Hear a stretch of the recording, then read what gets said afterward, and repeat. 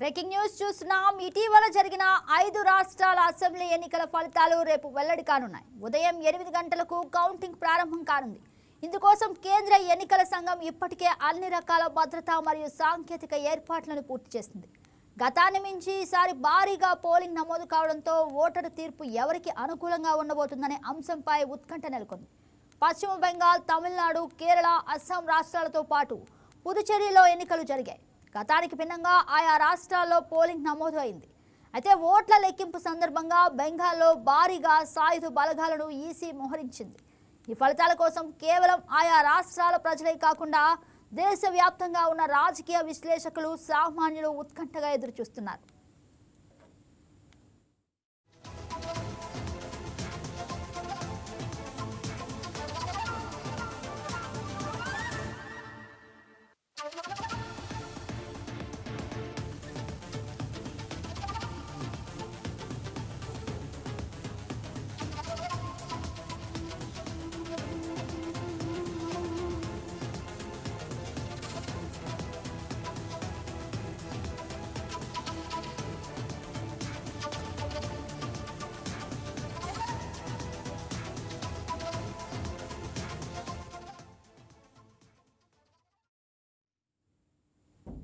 ఈ ఎన్నికల ఫలితాలు పలువురు రాజకీయ దిగ్గజాల భవిత్వాన్ని తేల్చున్నాయి. పశ్చిమ బెంగాల్ ముఖ్యమంత్రి మమతా బెనర్జీ, తమిళనాడులో ఎంకే స్టాలిన్, కేరళలో పినరయి విజయన్ వంటి అగ్రనేత రాజకీయ ప్రస్థానానికి ఈ తీర్పు అత్యంత కీలకం కానుంది.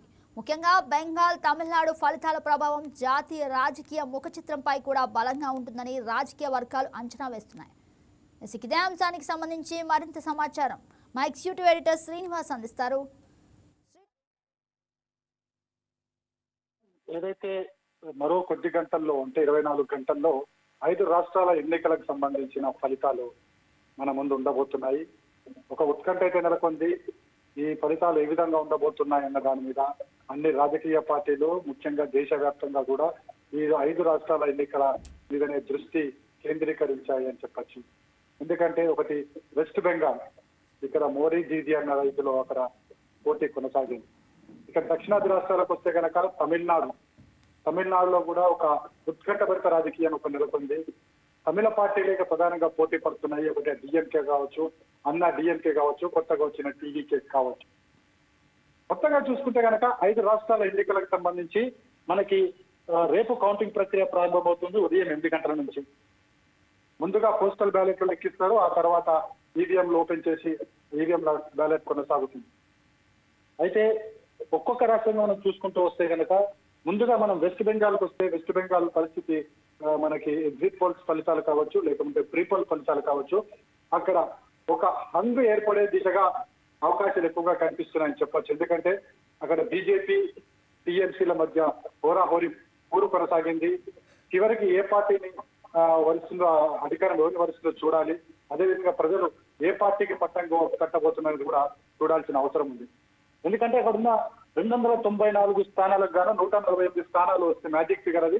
148 స్థానాలు వచ్చిన పార్టీ అక్కడ అధికారంలోకి రాబోతుంది. అయితే మనకి ఎగ్జిట్ ఫలితాలన్నీ కూడా కొద్దిగా ఎడ్జ్ లో ఇటు బీజేపీ కావచ్చు, అటు టీఎంసీ కావచ్చు అధికారంలోకి వచ్చే అవకాశం ఉందని చెప్పేసి ఎగ్జిట్ పోల్ ఫలితాలు చెబుతున్నారు. ఏదేమైనప్పటికీ రేపు ఏదైతే ఫలితాలు విడుదల కాబోతున్నాయో దాని తర్వాత తెలుస్తుంది పశ్చిమ బెంగాల్లో ఏ ప్రభుత్వం ఏర్పాటు చేస్తుంది అన్నది. సో అక్కడ దీదీ వర్సెస్ మోదీలో దీదీ పైచేయిగా ఉంటుందా లేదా మోదీ పైచేయిగా ఉంటుందో చూడాల్సిన అవసరం ఉంది.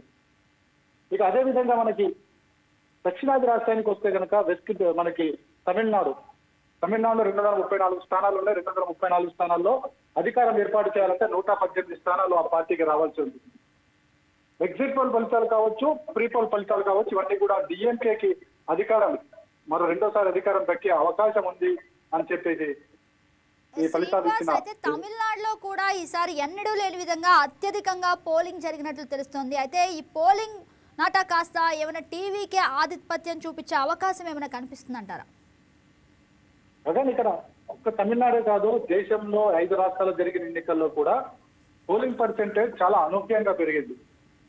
మనకి తమిళనాడు విషయానికి వస్తే కనుక 84.7% దాదాపుగా అక్కడ పోలింగ్ నమోదైంది. ఈ అధికంగా నమోదైన పోలింగ్ పర్సెంటేజ్ ఏదైతుందో అది ఏ పార్టీకి లాభిస్తుందో చూడాల్సిన అవసరం ఉంది. గతంలో మనం ఉన్న అనుభవాలను చూసుకుంటే కనుక అధిక శాతం ఓటింగ్ ఏదైతే పడిందో అది ప్రతిపక్షంలో ఉన్న పార్టీలకి అది లబ్ధి చేకూర్దిగా ఉంది. కానీ ఇక్కడ చూసుకుంటే కనుక ప్రతిపక్ష పార్టీలో అన్నా డిఎంకే ఉంది, అదేవిధంగా టీడీకే పార్టీ విజయ పార్టీ కొత్తగా పోటీకి దిగడం జరిగింది. అయితే ఈ రెండు పార్టీలలో ఎవరికి ఆ అధిక శాతం ఓటింగ్ పడుతుందో చూడాల్సిన అవసరం ఉంది. అంతేకాదు ఏదైతే ఎగ్జిట్ పోల్ ఫలితాల్లో డిఎంకే మొదటి స్థానము, అన్నా డిఎంకే రెండో స్థానం, మూడో స్థానంలో టీడీకే పార్టీ ఉంది. కానీ ఇక్కడ మరొక కొన్ని సర్వేలు ఏవైతే ఎగ్జిట్ పోల్స్ లో టీడీకే పార్టీ కూడా అధికారంలోకి వచ్చే ఛాన్సెస్ ఉన్నాయని చెప్పడం జరిగింది. కానీ మరికొన్ని ఎగ్జిట్ ఫలితాలు ఇచ్చిన సంస్థలు ఏవైతే అది చెప్పిన దాన్ని బట్టి చూసుకుంటే కనుక 20 నుంచి 30 సీట్లు టీడీకేకి వచ్చే అవకాశం ఉంది. అంటే రాష్ట్రంలో అధికారంలోకి వచ్చేందుకు చక్రం తిప్పే ఛాన్సెస్ టీడీకే పార్టీకి కూడా ఉన్నాయని చెప్పేసి ఆ ఎగ్జిట్ పోల్ ఫలితాలు చెప్తున్నాయి. ఇక తమిళనాడు రాజకీయాల్లోనే ఇప్పుడు ప్రధానంగా టీడీకే చక్రం తిప్పుతారా లేదా చూడాల్సిన అవసరం ఉంది. ఎందుకంటే తాను చక్రం తిప్పబోతున్నాను అని చెప్పేసి నిన్ననే టీడీకే అధినేత విజయ్ నిన్న 200 పార్టీకి సంబంధించి 234 మంది అభ్యర్థులతో నిన్న మీటింగ్ ఏర్పాటు చేయడం జరిగింది. ఫలితాలను బట్టి ఏ విధంగా వ్యవహరించాలి, ఎవరికి మన మద్దతు ఇవ్వాలి అన్న దాని మీద ముందుగానే ఒక చర్చ జరిపారు. ప్రధానంగా చూసుకుంటే కనుక ఇతర పార్టీలు ఈ గెలిచిన అభ్యర్థులను తమ పార్టీ గెలిచిన అభ్యర్థులను లోపరుచుకోకుండా ఏం చేయాలి, ఎలా వ్యవహరించాలన్న దానికి కూడా టీడీకి ఒక స్పష్టమైన డైరెక్షన్ అయితే ఇవ్వడం జరిగింది. ఈ రెండు పార్టీల ఫలితాలు, రెండు రాష్ట్రాల ఫలితాలు ఇక పక్కకు పెడితే కనుక కేరళలో మనం చూసుకుంటే కనుక 140 స్థానాలు ఉన్నాయి. అక్కడ మ్యాజిక్ ఫిగర్ 71. ఏ పార్టీ అయితే అధికారంలోకి రావాలనుకుంటే ఆ పార్టీకి 71 స్థానాలు రావాలి. అయితే ఇక్కడ ఎల్డీఎఫ్ యూడీఎఫ్ లో కూడా ప్రధాన పోటీ ఉంది. కానీ ఈసారి ఎవరిని పార్టీ వరిస్తుందో కూడా చూడాల్సిన అవసరం ఉంది. ఇక్కడ కూడా నెక్స్ట్ టు నెక్స్ట్ పోటీ జరిగిందని చెప్పేసి తెలుస్తుంది. ఇక అస్సాం విషయానికి వస్తే కనుక అస్సాంలో అయితే 126 స్థానాలు ఉన్నాయి. అందులో మ్యాజిక్ ఫిగర్ 64. ఈ 64 స్థానాలు ఎవరైతే కైవసం చేసుకుంటారో వాళ్ళకి అక్కడ అధికారం వస్తుంది. అక్కడైతే బీజేపీ అనుబంధ పార్టీలు అక్కడ అధికారంలోకి వస్తాయని చెప్పేసి ముందు నుంచి కూడా అక్కడ అంచనా అయితే రావడం జరిగింది. ఇక పుదుచ్చేరి విషయంలో కూడా అంటే పుదుచ్చేరిలో 30 స్థానాలు ఉన్నాయి. మ్యాజిక్ ఫిగర్ 16 వచ్చిన పార్టీలు అక్కడ అధికారం చెలాయిస్తాయి. సో ఇప్పుడు కూడా అక్కడ కూడా బీజేపీ ఎన్డీఏ పార్టీలే అధికారంలోకి వచ్చే ఛాన్సెస్ ఎక్కువగా ఉన్నాయని చెప్పేసి ఎగ్జిట్ పోల్ ఫలితాలు చెప్తున్నాయి. అయితే ఏదేమైనప్పటికీ కూడా రేపు 8 గంటల నుంచి కొనసాగే ఈ కౌంటింగ్ ప్రక్రియలో అన్ని పార్టీల భవిష్యం తేలిపోతుంది. అదేవిధంగా ప్రజలు ఏ పార్టీకి పట్టం కడతారు, ఏ పార్టీని కూర్చోబెడతారు, తప్పకుండా కూర్చోబెడతారు అనేది ఒక క్లారిటీ వచ్చే అవకాశం మనకు కనిపిస్తుంది కదా. Yes, right, Srinivas. Thank you for the update.